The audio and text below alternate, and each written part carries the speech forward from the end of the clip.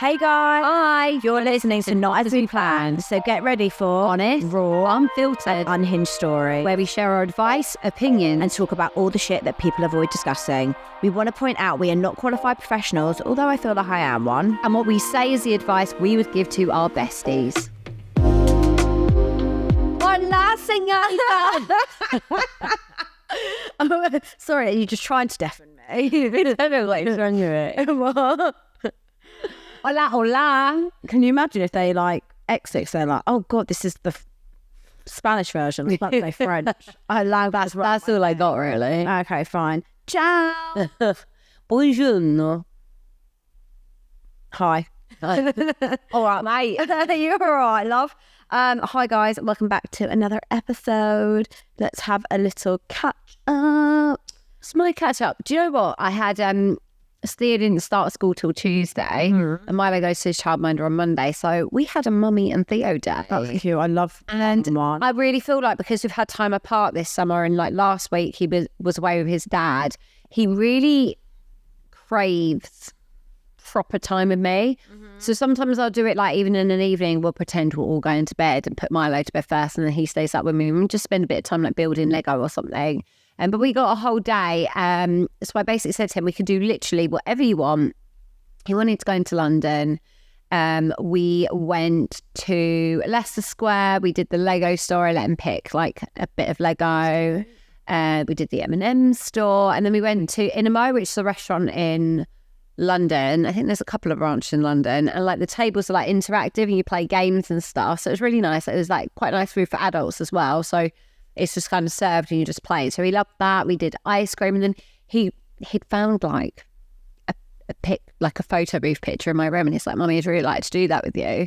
So the photo booth that I got that done in last time we went there, and it had been removed. I was like, "Fuck no!" But you know what you're like when you're a mum. You're like, "I will make this happen." I need to find a photo booth. So I'm like Googling everything. We ended up going to like the Hoxton in Holborn, and we got our photos done. He absolutely loved it. And then like the whole way home, he kept being like, "Mummy, this is my favourite day ever." So you love when they say stuff like that. Oh, Mine's funny though is when I've done something so irrelevant and Blake is like, "This is the best day of my life." and it that with like an iPad. Yeah, literally. I think it was a day when we like stayed in. He had his iPad, and then I might have got them an ice cream. He was like, "This is the best day of my life." Though actually, he said to me, "Mummy, do you know what my favourite part of today was?" And I was thinking, like, what part of it? He was like, "Just holding your hand all day." And I was like, "Oh my god, you're just divine." But yeah, it was really nice. Do you know what? I think I needed it as much as he did. Yeah. It was really lovely. I also forgot how easy it is to have one child. Once you've had more than one. I was like, what? And as well, because I still take the pram out with Milo because just long day, it's just too much. Not having the pram, like, It was when I went into London. I was like, what? I felt like I was going out with just a mate. Yeah. It was just really chilled. Oh, yeah. So that was really good. Cute, nice.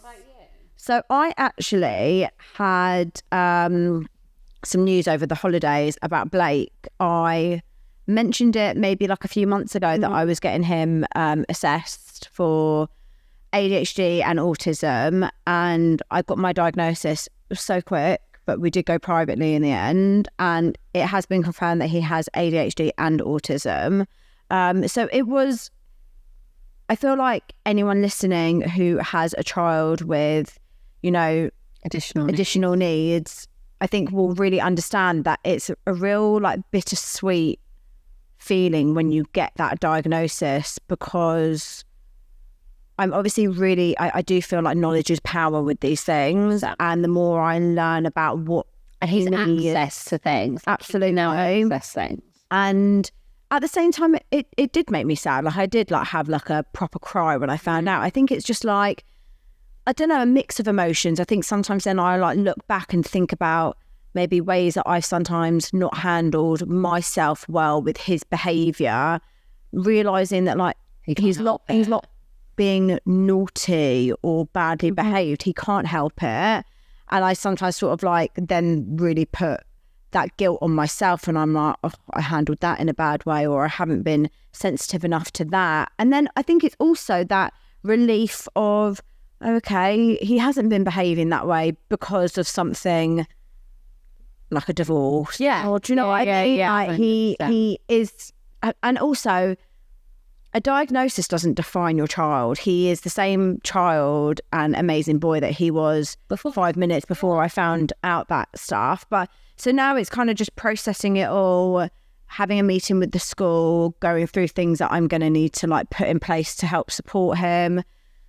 But yeah, no, like it was quite like an emotional afternoon when I found it all out. But I'm so fine with it. Like he's an amazing boy. Like his mind is just like, it blows my mind, the things that he comes out with and the way his mind works. And I'm fine with that. I think like anyone, I sometimes like really worry how other children are gonna be with him. Yeah, like the world's quite cruel. Yeah, he has his quirks. Like he doesn't really understand like spatial awareness. So like he gets really close in people's faces when he's like excited. He'll be like talking to them. And sometimes I'm like, Blake, remember, like try and keep a bit of a distance. Some people don't like you really close up. And I just like, it just breaks my heart thinking that all I need is like one child to like be nasty to him and I want to like kill them. Yeah. Because he's so sensitive. Really?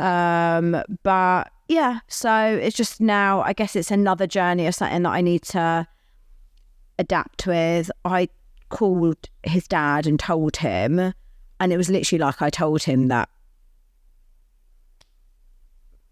I'm trying to think of an example that I forgot to go to Tesco. Like no emotion, no, like, look, and it would be this way whether I was with him still or not. There was just no anything. Yeah, he just didn't seem. I think he was like, oh, okay. So we putting him on medication. I don't think he even knows, and I don't think he's educated enough in himself to like, you know, since I was looking at getting him diagnosed, like assessed, I've been doing a lot of reading and looking at different accounts to try and like give myself a bit more knowledge on it. I think that he's not in a horrible way, not supportive or saying anything. I just think he's so clueless. Yeah, I think he literally just thinks I just got and told him like he got an A in maths. Like, you know, it was like, okay. Yeah. And we haven't spoken about it since. So yeah, it's something that I'm going to obviously have to manage and like speak to the school about, and I will probably be doing. You'll be the one to advocate, yeah. And I'm fine with that. Like I want to be would give you the most control. Yeah. So yeah, that's really my update. Other than that, nothing else. Plodding along, living life, and still got neck ache. Anyway, shall we dive into an email? Heartbreak, cancer gene, and young work colleagues. Heartbreak. Hi, Tash and Carly. I recently started listening to your podcast and have to say it's really helped me with my current situation and made me realise that I'm not alone. My story is quite a long one, so please bear with me. 6 months ago, my partner of 10 years and the father of my 2 beautiful daughters left me. It was a shock, to say the least.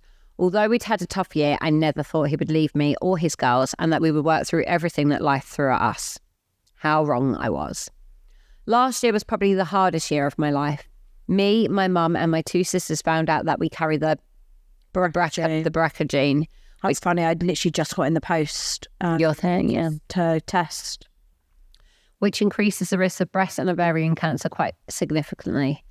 Over the course of the year, we all underwent preventative surgery in the form of double mastectomies and a partial hysterectomy. The partial hysterectomy meant that I went into surgical menopause at 37 and would be unable to conceive any more children.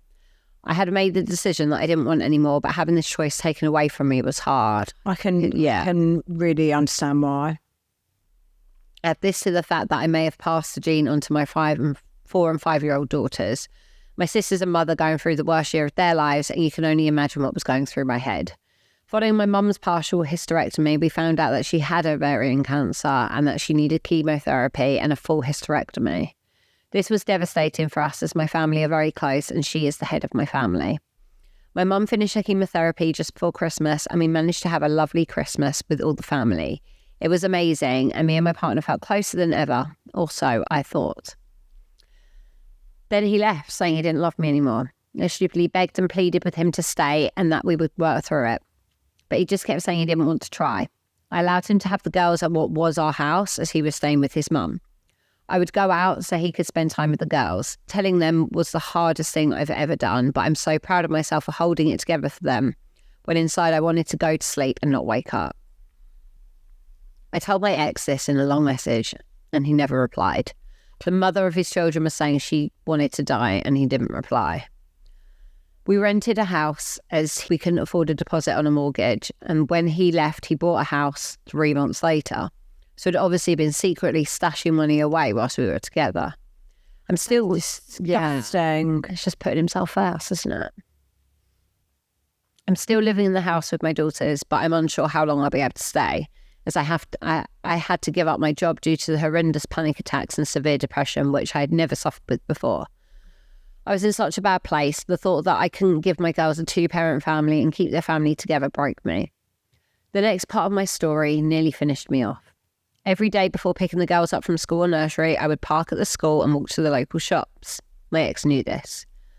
This one particular day, about 3 months after he'd left, I was walking through the shopping centre as normal to see my ex and a young girl walking towards me, holding hands. I cannot even imagine That feeling. how that must feel. I instantly recognised her as one of his work colleagues. Another one. Literally drives me insane. I followed them into the baker's and he brought her lunch. They looked extremely comfortable with each other for a new relationship. I spoke to them and she couldn't even look at me. I left, had the biggest panic attack, so bad that I had to get my mum to pick up my daughters. I was hysterical, and to make it even worse, I had asked him 2 days before if he was seeing someone, and he told me he wasn't. This thing shocks me. Like, literally, like, yeah, okay, ask a man something, it's probably a lie. No, not all men, but... It's clear to me now that he had been planning this for a long time. Had left his family for a 25-year-old work colleague. Not an easy pill to swallow. I had to put up with so much shit from him over the years due to his abandonment issues and low self-esteem. I was always there for him and did everything I could to support him through tough times. I hit rock bottom but still managed to get up and be there for my girls.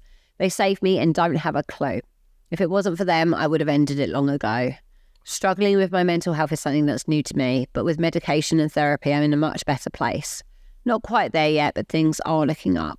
I love listening to all your stories and the listeners, and it's really helped me to recognise that although I feel alone, I'm not. Thank you, ladies. It makes me so sad when you hear how, people wanting to end their life, and a lot of that is because of a result of someone's behaviour towards them. And Also, someone that doesn't actually seem to give a fucking shit. Like the fact that he ignored her message. Like, But you not like even an ex-partner, would you not be really concerned with that and be like, as well, it's the mother of your children as well. I never ever understand, and I know I've said it before, like, it's good that you don't understand it because it means that you'd never be that way, is when the person that has done wrong doesn't still hold a care Yeah, it's like, or anything for the person that they've hurt.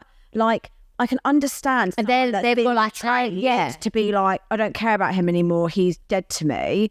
But it's the way that, like, she never did anything to him. She's the mother of his kids. However much you may have fallen out of love with everything her up, yeah. or anything, how can you still not hold some sort of care for them to at least want them to be okay? And like that is one of the things that I think I'll never ever. I think it happens quite a lot in relationships. Like, someone will be the one who's done wrong and then they'll hold on to this anger. And I think it's almost like anger, like they've been caught, or I don't know, but like, I don't even know what they're like. How can you not care? I know. I don't like it. No, I know. I really, do you know what I would love? Not that this would ever happen. I would love to hear from a person.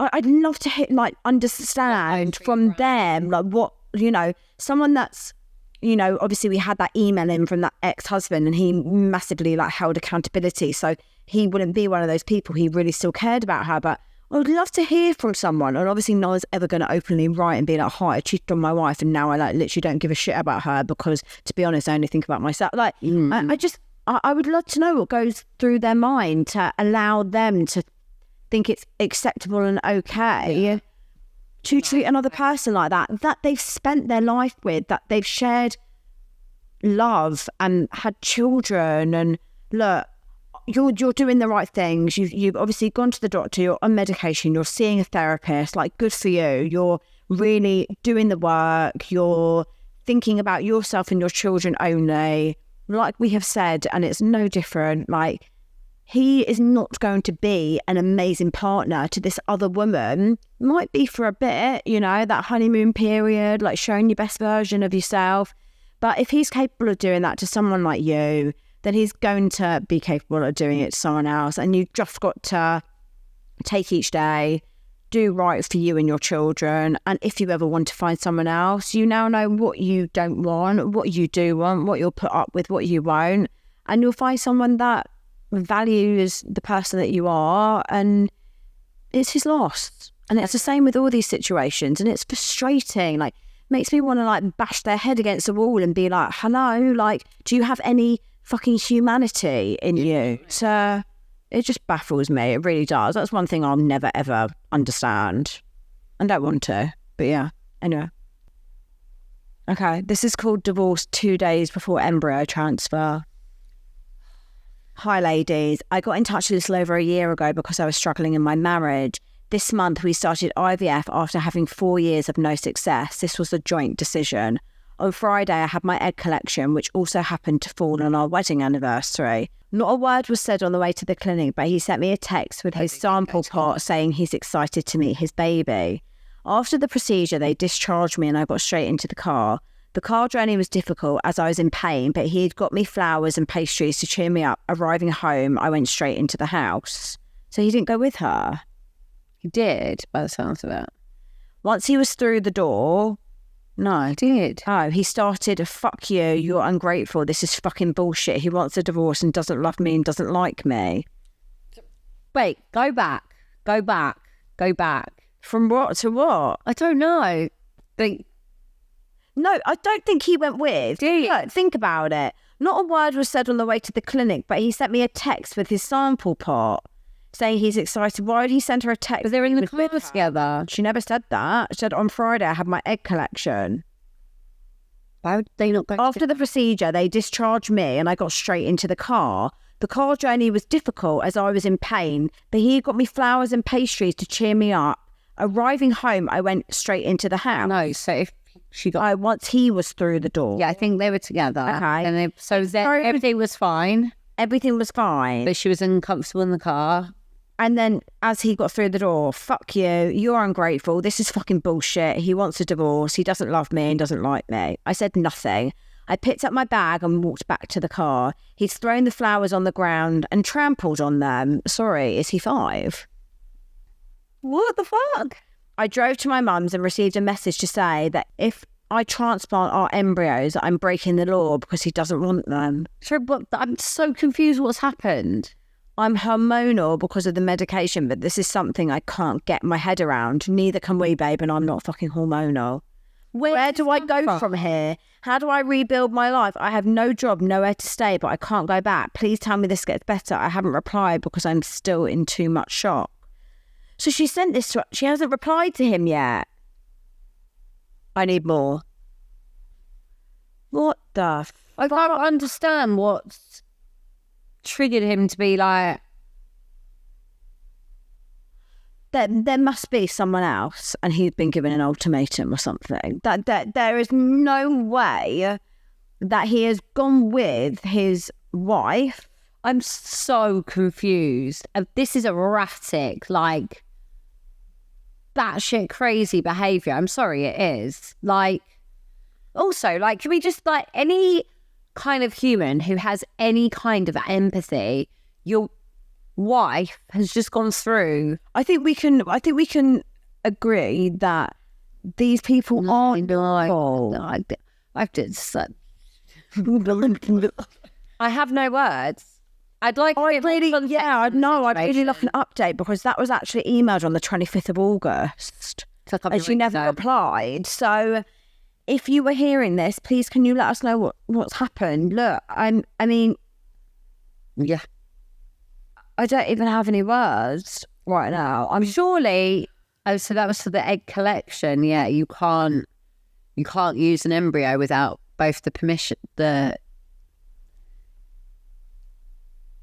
really sad. after having 4 years of no success. Please email us again and give us a bit of an update, because look, we can sit here and we can give you the advice. I'm sure you're aware of it. You know, you said, how are you going to rebuild your life? You've got no job, nowhere to stay, but you can't go back. The thing is, I want to know if you have gone back, because you're married. You're entitled to that house as much as he is. So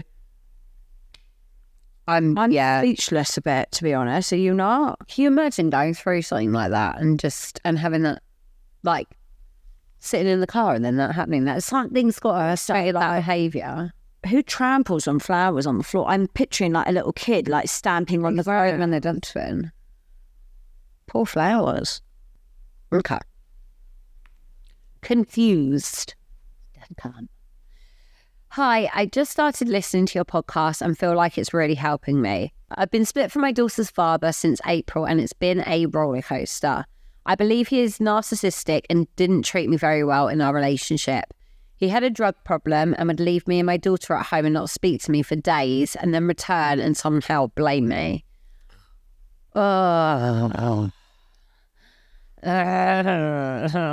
I'm blaming you because I was so fucked on drugs that I couldn't find the front door.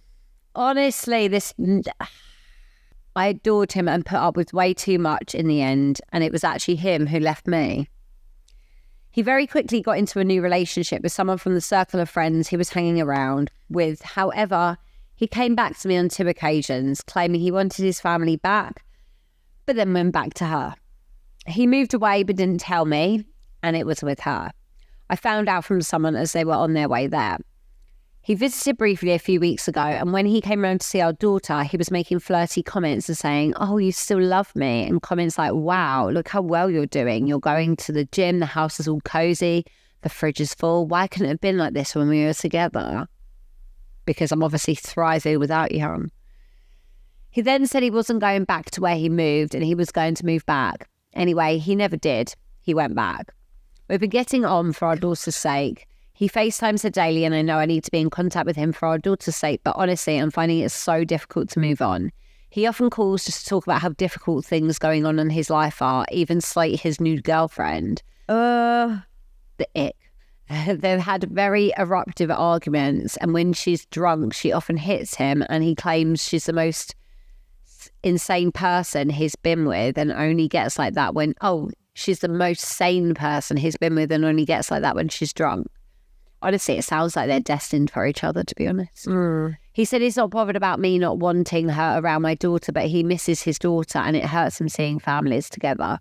He said to me yesterday on the phone something about me wanting him back, and I said I couldn't think of anything worse. And he said, "Oh, wow, you couldn't think of anything worse than being with your baby's father." That's the stab in the heart. I don't know if I'm reading too much into it, but I feel like he's really messing with my emotions. He's breadcrumbing you. He doesn't want you to move on. He's got this hold over you. He wants to go and do what he wants and make sure like you're still pining after him in some way. He wants his ego stroked. He wants to feel like, God, she wants me. She's not having me. Like, I also think I've got to be honest. You need to set some serious boundaries. It doesn't sound like you've set any. You shouldn't be having conversations with him to understand things about his girlfriend. That should have just talking about your child. Yeah, I also don't think their FaceTime on a daily basis is necessary. Like, he's got to realise that that's the consequences of cheating and being a pig, that he doesn't get to see his daughter every day. There needs to be some boundaries in place, because I don't actually think you're helping yourself. And he's using that weakness of yours to stay really present and share far too much with you. So I think the first thing you need to do is come to some sort of arrangement with your daughter. Yeah. About when he sees her or speaks to her, whatever it is that you're comfortable with.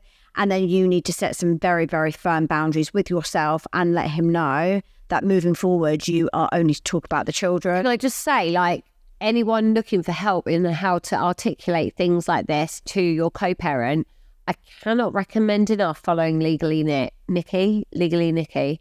She started doing things on her stories It's like what you want to say and how to articulate it, like via an email or something like that. And it's Rich is a brilliant account, but for things like dealing with co-parents who are hard to work with, she is brilliant for finding ways of articulating things. I've really taken a lot from her account. So follow that. She's brilliant just for all co-parenting things, really.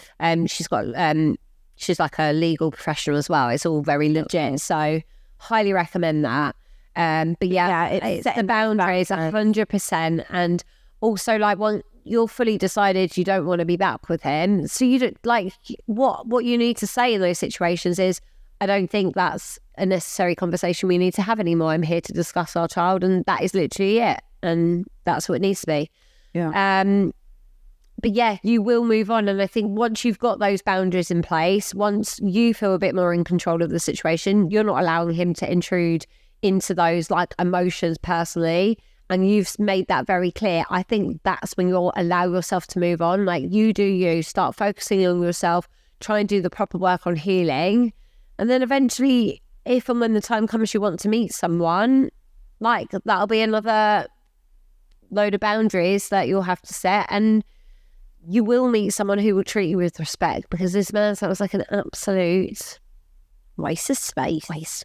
That's the thing. I think that sometimes we do need to take that accountability and realise that sometimes the communication that we have with the co-parent, there are ways that you're allowing those conversations to happen. And I can understand sometimes you wanting that because you're feeling like you're still connecting with him and he's confiding in you in certain ways, but he is breadcrumbing you, and I don't think it's going to allow you to move on. So be kinder to yourself. So very empowering when you take that control. Yeah. You start setting those boundaries. Yeah. He's going to be like...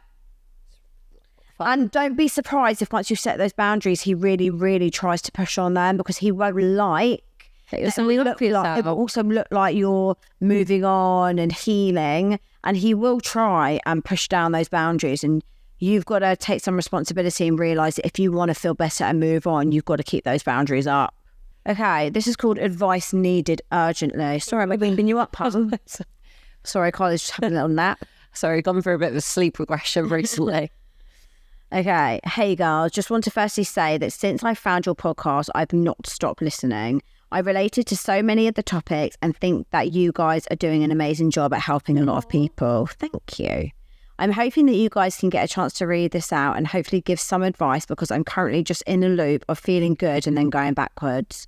So this is probably going to be a long one, so I'm sorry in advance. I know you keep saying everyone says this, but I generally feel like this is a novel. But I hope that doesn't stop you reading it, because I really, really could do with your guys' advice right now. I'm here for a novel. It's all good.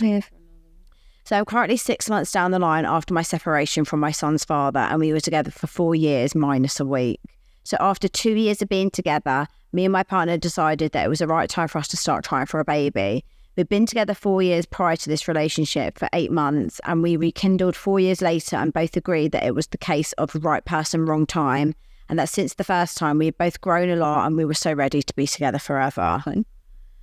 So we started trying for a baby and actually fell pregnant from what turns out to be the first time we tried. After I came off contraception, we were both super excited.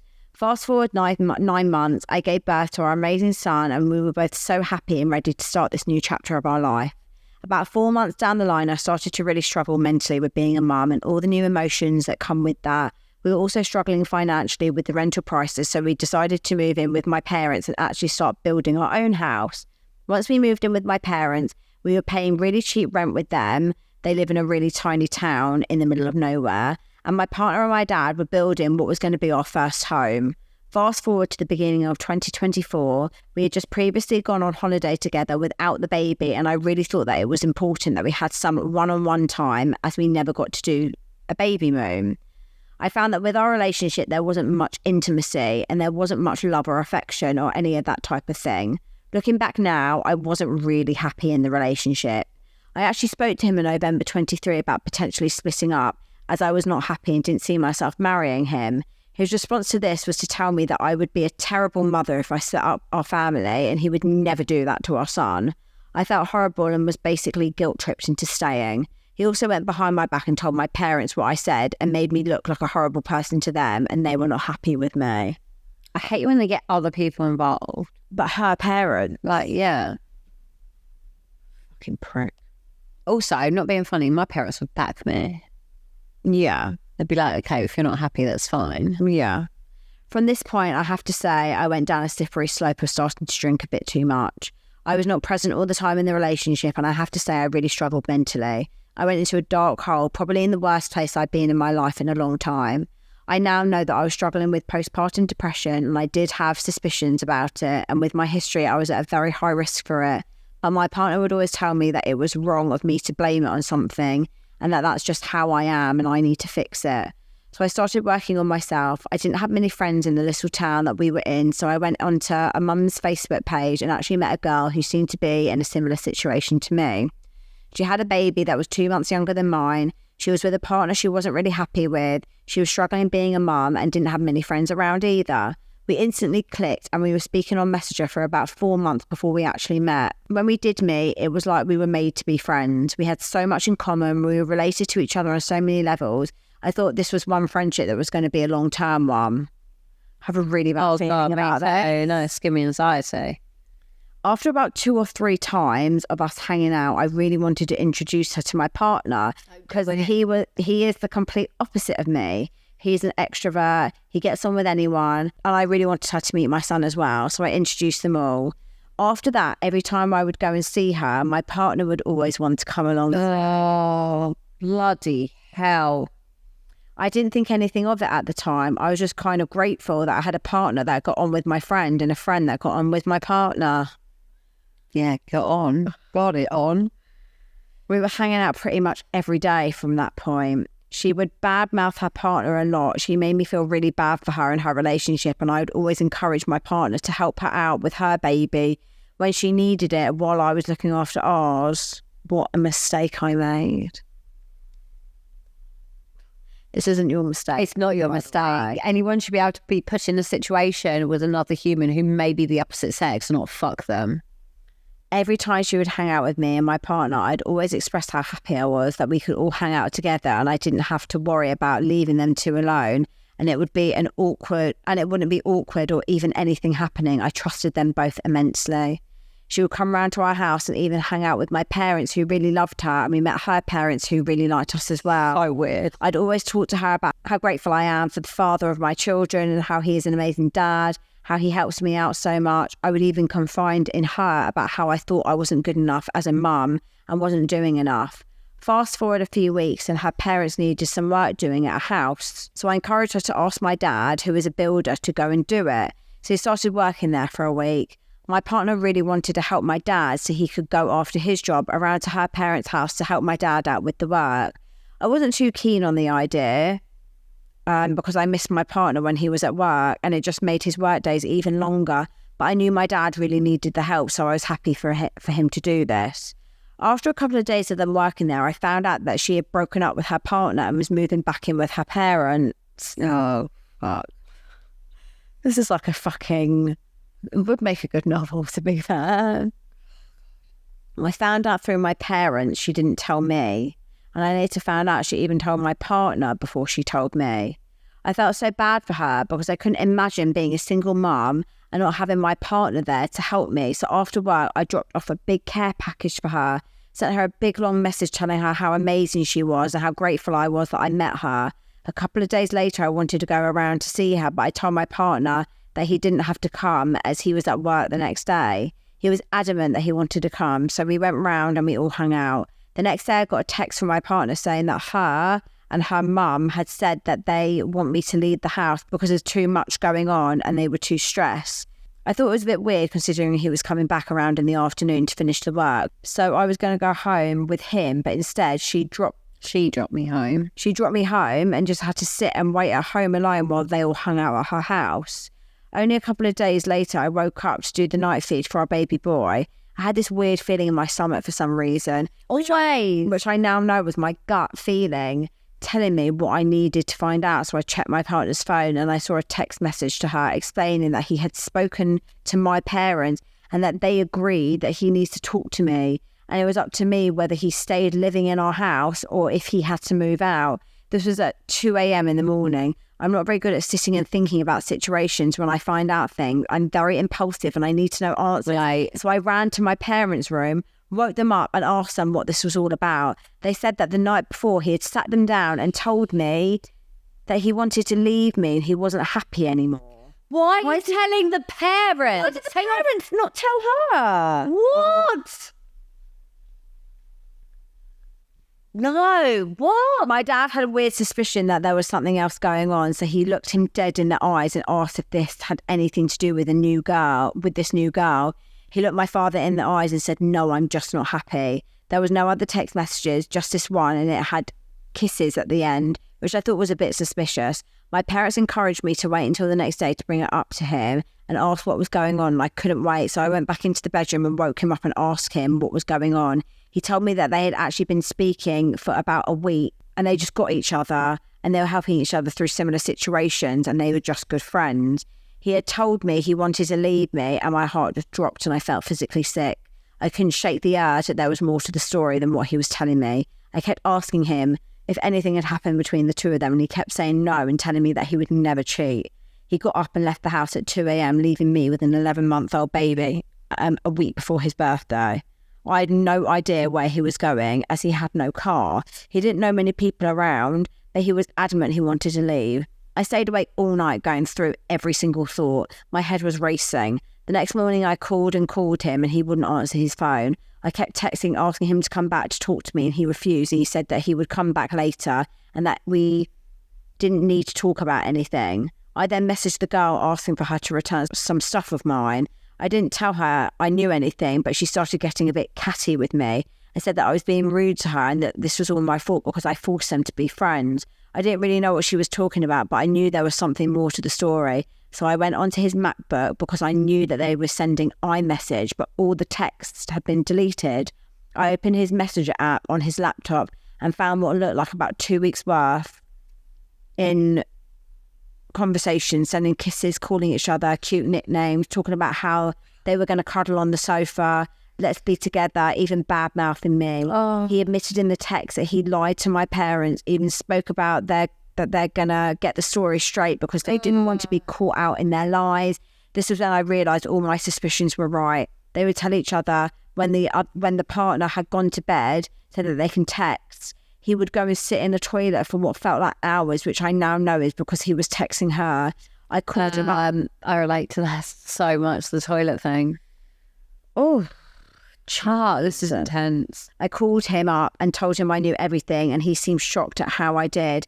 I told him I saw all the messages, so I asked him again and told him to stop lying to me. He then told me that they actually did kiss about a week ago and that he was adamant that he didn't cheat. He said this was all my fault because I was such a letdown of a mother and he had done...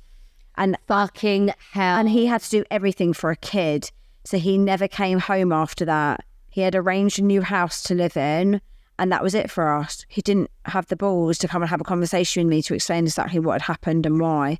Straight after this, we had arranged some sort of agreement for him to see our son. I found out that he was living with her and her child. I thought it was a bit too soon for him to introduce her to our kid. But his argument was that because I'd already introduced her to our kid, because we were friends, I'd no leg to stand on and she was always going to be in his life anyway. But what I was trying to get at was that she was never going to be in our son's life as his dad's new partner, and I just think that's very disrespectful.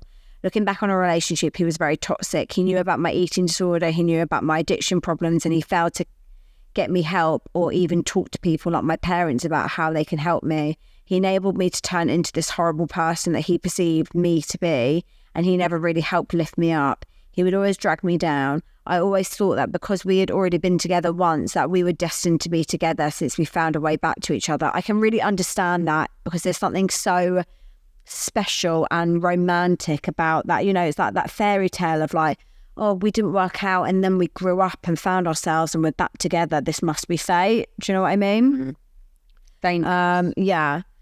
Since we found a way back to each other. But now looking back, I think I should have just had the willpower to accept that because we didn't work out the first time, it was never going to happen this time. They're now playing happy families with the two of them and her son. They see my son once every 4 days for a couple of hours, and I'm just really struggling to come to terms with accepting that she is going to be in his life.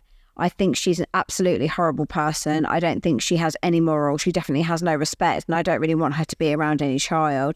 However, legally, I have no leg to stand on, and I just really like some advice on how I can cope with this and cope with them to doing their own thing.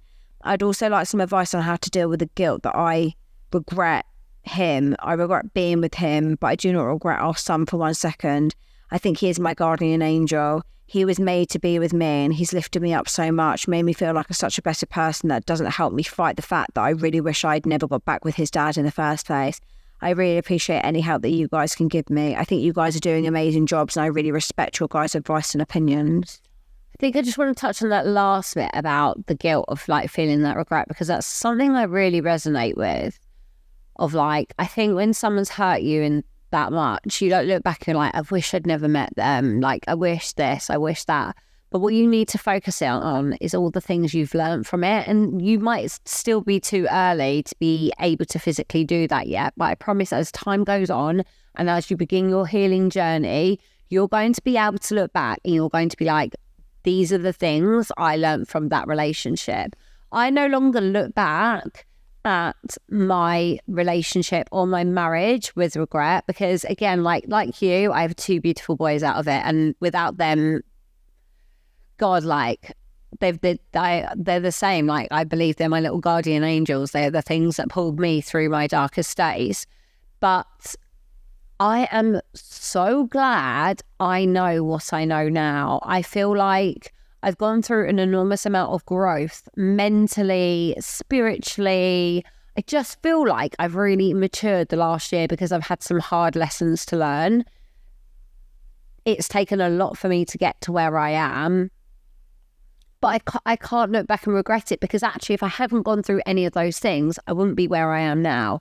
And where I am now is a really nice place. So even though you're not going to be in that really positive headspace now, just know that how you're feeling, A, is normal, but B, you're going to get to a point where you can look back and reflect on your relationship and be like, I'm actually really glad I went through all those things, because here's what I know now. Here's what I absolutely will not tolerate again. Here's what I'm looking for. And it is really eye-opening to know that you're so much more clued up, switched on, and you still got the rest of your life ahead of you, and you know you're not going to make those same mistakes again. In regards to your story, there's not a lot of things in this world that make me feel speechless, but I am a little bit speechless. I'm so sorry you've been put through that. I'm so sorry there's been so much deceit and lies and hurt, and I can't imagine, it's not just losing your husband or your partner, your best friend, but like having it also be with a friend who you considered like really valuable. Like you mentioned, like you saw her being in your life forever. I can't imagine. Yeah, it's a very, very hard pill to swallow. And I think that the longer you hold on to that kind of like guilt or regret or anything, the longer it's going to take you to move forward. I think you just need to really take it as like, this has happened, and you need to find that acceptance that like nothing can change the past, but you can learn things moving forward. And one of the things that sort of stood out to me, and I don't want to, this is going to be a bit controversial, so apologies, but when you say, hold on. Was it about he didn't help you with yeah. You sound quite angry with him about him not helping you with your addictions and your eating disorders and things like that. I'm not sitting here and giving him any, what's the word I'm looking for? Excuse, validation. Yeah, any of that. I'm not sitting here saying that how he has treated you and what he's done is acceptable, because it is not. But one thing I will say is that anyone that has addiction problems, mental health problems, you can't really rely on someone else to help you with that. And maybe this has happened, and within this you need to learn that like they are your demons. Yeah, and something that you need to work on. And I think that maybe that's something now that you need to concentrate on moving forward and really work on those on your own. Don't rely on someone else to help you with them. Don't get me wrong, you should have a partner that supports you with it and, you know, doesn't maybe enable you to, I don't know how to explain it. You don't want to have someone that enables those bad traits or behaviours, but at the end of the day we are all responsible for our own actions, and I don't actually think it's his responsibility to help you with your addictions. I think that is your responsibility, and I don't want you to think I understand what you're saying. I do think it's her responsibility, but I do think also as a partner, like, you want someone to support you, and he should have, but that person shouldn't be responsible. No, they're not responsible for it. But like, I would want to be with a partner who would express concern to my parents if I wasn't, like, I'd want someone to try and help me. Absolutely. He should have absolutely tried and helped, supported you, been there for you. But I've always said, like, there are two people in a relationship, and even though he has done all the wrong and he's done the cheating and this, that and the other, I always think that you need to also take accountability. Not you, anyone. There's things that I needed to take accountability for with my 17-year relationship, that I allowed it to go on for so long because I didn't have any self-worth or self-love, and I allowed things to happen that I should have never allowed. That was the accountability that I needed to take. That relationship went on for far too long because I allowed it to. I won't do that again. So I think that one thing I really want you to take on from that is that you shouldn't be carrying any guilt or regret. But another thing is to take some accountability of, like, these are my issues that I now want to work and I'm on. and I'm going to go and work with them on my own, while he probably carries on repeating history with the next person. So I hope you haven't taken any offence to what I'm saying. Nothing that has happened to you deserve. Like, absolutely not. But I want you to take from that to take that accountability and do the things that you can do to help yourself, because you don't need someone else to help you with that. I think the thing that's going to help you move on the most is just accepting that people are going to do what they want to do. Your feelings won't matter to them. You can't change someone else's behaviour. And the sooner you get on board with, this is what it is, I need to now just do the best for my child. Mm-hmm. That's when it doesn't become easier. But I think once you make that acceptance to yourself, it is what it is. Acceptance is the last part of, like, the grief cycle of, like, moving on and stuff. It is hard to accept, but even just maybe trying to let go of the regret is that initial part that will help you. You've said it, like, your child is like your guardian angel. I promise you, they'll pull you through it all, and you're going to be so much stronger than you realise. And look, at the end of the day, you've said it a million times before, you can't control someone else. You can't control their behaviours or what they're doing. You can only do the best by your child when they're with you in your time. And that's what you've got to do. Yeah, thank you for sending it in. A confession of the week. Psycho moment. I saw him in the car with a girl I had suspected he was cheating with and drove into the car. What? His car came off way worse than mine. Oh my Put your foot down on the accelerator. Oh my God. That takes balls. Yeah. I mean, Bumper cars. That's hilarious. Right, let's have an affirmation. Go on. I feel like I want it to be, I cannot control what other people do, but I will always make sure that I do the best by me and take accountability for what I can change. I like that. Yeah. Thank you so much thank for you listening, guys. We love you. The more shares, the better for us. It really, really helps us. We are back and we are bigger than ever. And make sure you go and join Patreon if you haven't already, because you're missing out. Bye. See ya.